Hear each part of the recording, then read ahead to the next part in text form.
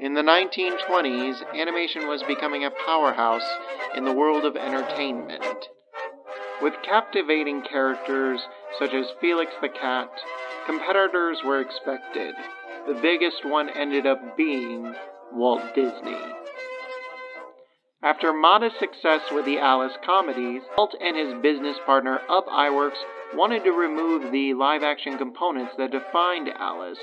During this time, distributor Charles Mintz entered negotiations to make a brand new character for Universal Pictures. Their only condition was for the new character not to be a cat. Mintz immediately informed Walt and began sketching rabbits. And on March 4th, 1927, Oswald the Lucky Rabbit was born. 2 weeks later, Poor Papa was produced, and the initial test screening for the short film was met with mixed reviews. Walt knew the problem dealt with the focus being on the plot rather than on the character. 2 weeks later, Trolley Troubles was released to the public.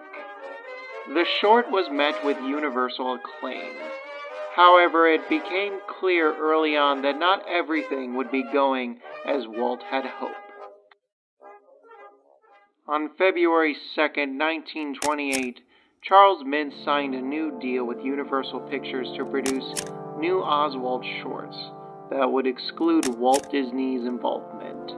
Walt had heard some of the rumors regarding his future with the company, but naively dismissed them. He then decided he would head to New York and was given shocking news. Not only was he offered less money than before, but more importantly, he found out that Universal had owned the rights to the character. To no one's surprise, Walt and his partner Iwerks decided not to resign with the company. Having lost everything, he and his wife decided to get on the first train back home.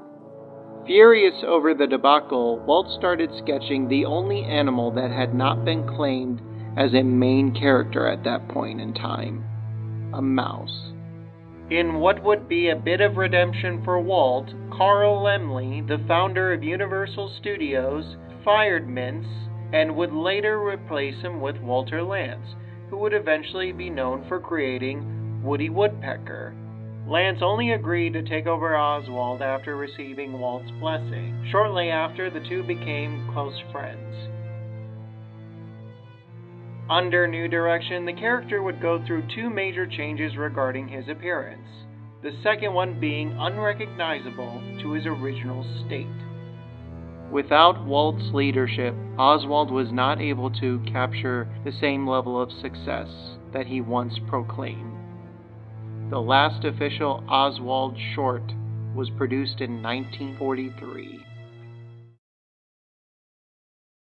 On February 6, 2006, the Walt Disney Company brokered an historic deal in which they traded sports commentator Al Michaels from ESPN to NBC in exchange for the ownership of Oswald the Lucky Rabbit.